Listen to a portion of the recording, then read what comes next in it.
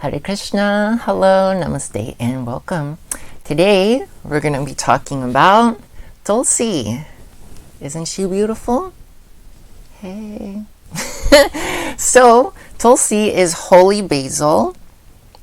Ossimum sanctum, I think, is the Latin name. I don't know. But anyways, this is a very, very, very holy, auspicious, sacred plant to many different Hindus for many thousands of years. And it's especially important for Vaishnavas, or those who worship Krishna, Vishnu, Rama, Narasimha, those avatars of Vishnu. So for the devotees of Krishna, this Tulsi plant is very, very extra auspicious. Because it is seen that it's said that Tulsi is Krishna's favorite. So with even just a leaf of Tulsi or a flower of Tulsi offered to Krishna, it's said it's the same as offering every kind of plant, flower, fruit, leaf in the whole cosmic manifestation. The same can be, offering that, the same can be had with just offering like one tiny little leaf, one little flower, manjari, to Krishna, because he loves Tulsi so much. So, we don't, as Hindus, we don't see the Tulsi just as a plant, but like a plant that is the manifestation of Goddess Tulsi. So Tulsi is the goddess of devotion and love and service to Krishna. And in her goddess form, she is seen to be very expert in carrying out service to Krishna and to Radha, to bringing them together. They're the divine lovers, Radha and Krishna. So as devotees of Krishna, it's very important to us to know how to know God, how to serve God, what is God, all of these different things, and how to serve very nicely, how to serve very gracefully, how to serve very beautifully. And nobody does that better than Vrindadevi or Tulsi. So when we worship her in her manifested form on this material plane, in her form of the Tulsi tree, we get association with her. We get we start building a relationship with her through her plant form, which probably sounds pretty silly to a lot of people. But I think it's quite lovely. And I've grown Tulsi for many years now. I think the first time I grew Tulsi was when I was 18 or 19. So that's almost a decade or more ago at this point. And there's a couple of different varieties of Tulsi. This is called a Sham Tulsi or Krishna Tulsi, which means dark. Krishna, Sham, that means dark. Because the branches, you can't really tell too much here, but the branches are purple. And in the leaves, there's a purple tinge in the leaves as well. There's other kind of Tulsi, like Laxmi Tulsi. And that's just green. There's no purple, except in the flowers, but in the leaves, they're just green.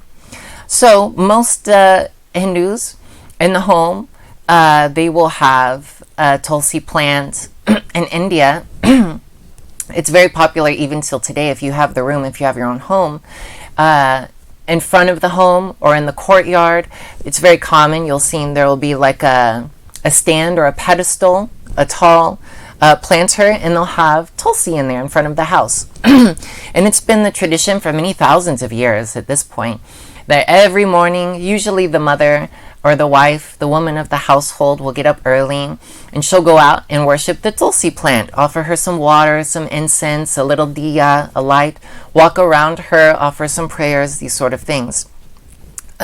So she's been very connected to women, wives, mothers, womanhood, femininity, these sort of things. She's very associated with the women. So, yeah, very auspicious. So many of the scriptures talk about the auspiciousness, the power, the holiness, the sacredness of Tulsi.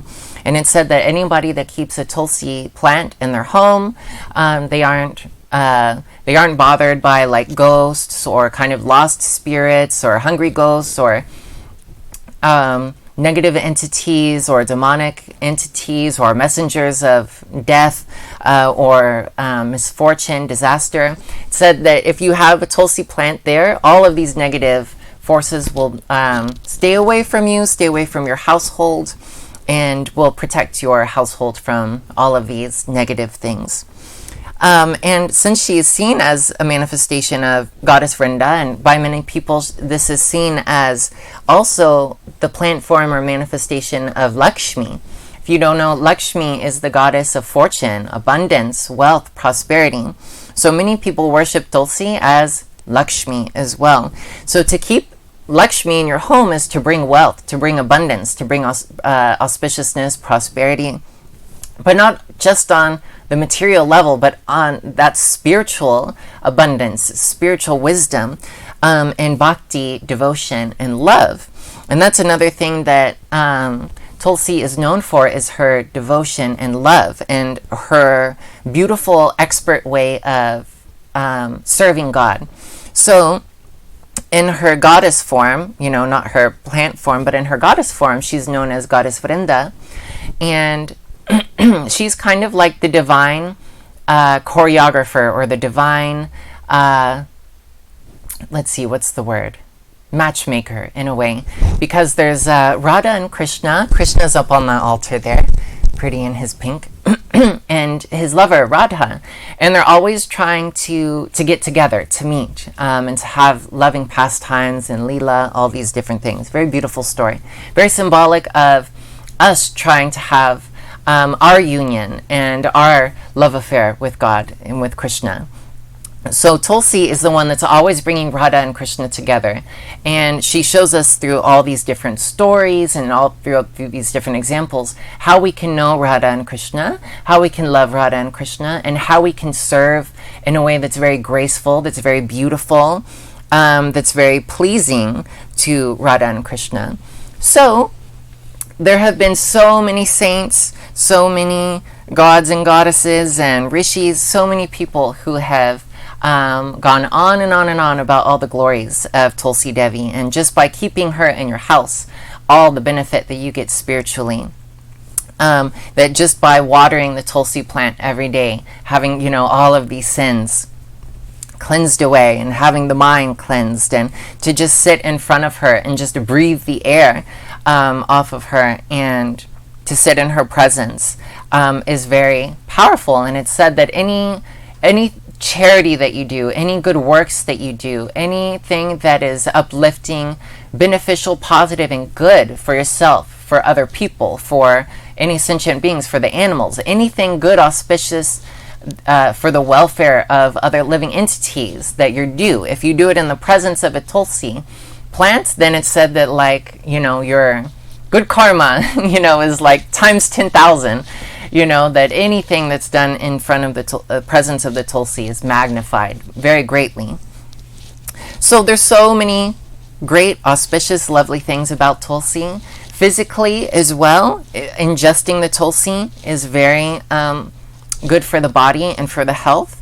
For many Krishna devotees, we don't, we'll keep the Tulsi in the home. We don't use these leaves for tea or for medicine or anything. We just worship the plants. We worship her in her tree form, and then we offer the leaves to Krishna. When we offer him food, we'll put it on the food, or when we do the bathing rituals, the abhishekams, we'll put the leaves or the flowers in the water.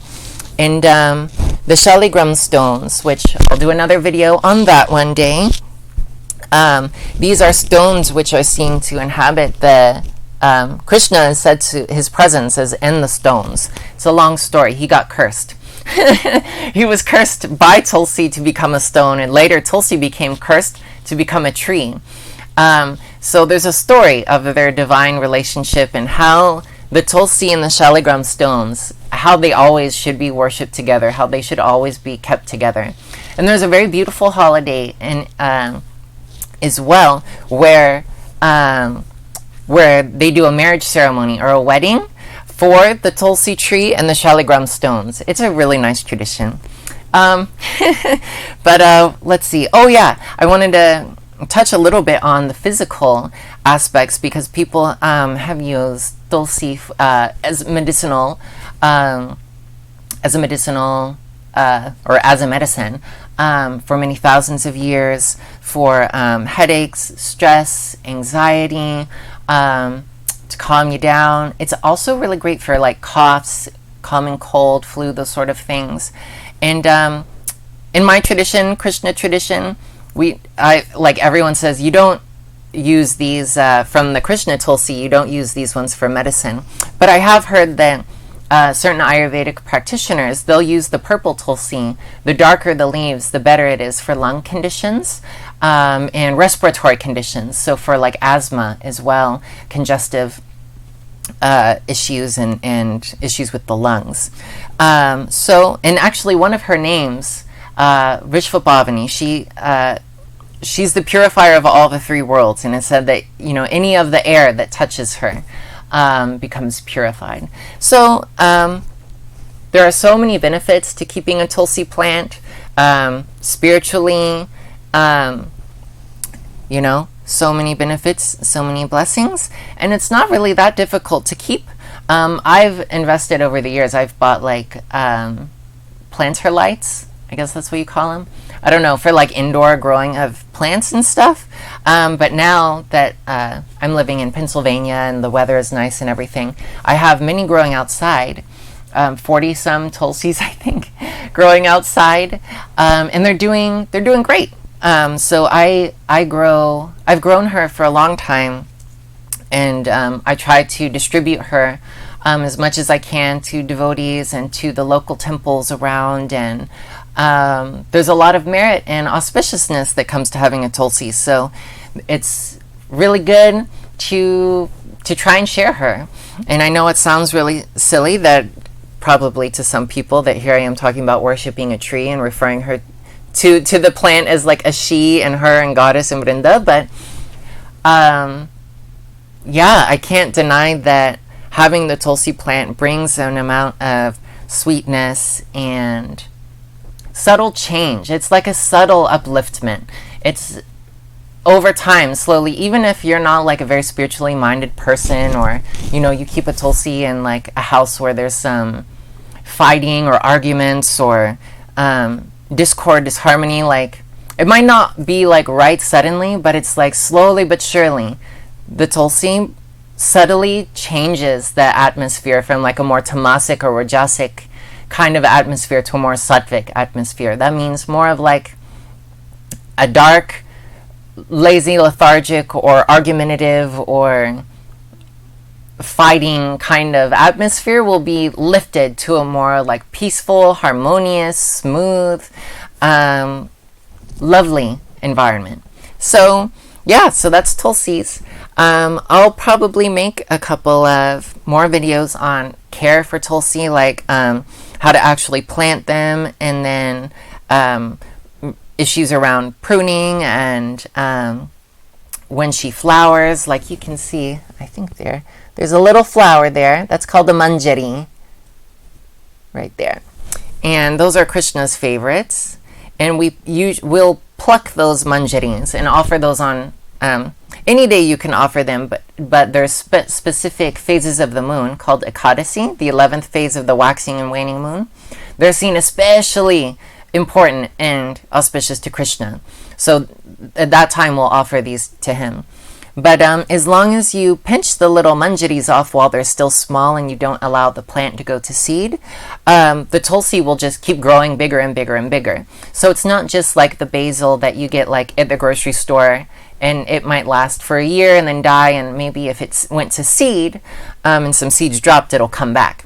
But Tulsi, as long as you pluck the little manjaris and it doesn't go to seed, she'll stay alive for many years. And just get like really big. So this is a very small Tulsi. She's only a couple months old, but within a year or so, she'll probably be about this big. So they're beautiful plants. They bring a lot of good luck and auspiciousness. So I highly recommend that you grow some Tulsi, grow some Holy Basil, and keep the demons away, keep the ghosts away, any negative entities, negative energy. There's just so many beautiful stories about Tulsi. So in the future, we'll be making some more videos. But I think that's all for now. I hope that was informative and you enjoyed that. Enjoyed my rambling. And until next time, Tulsi Maharani ki jai. Take care. Bye-bye.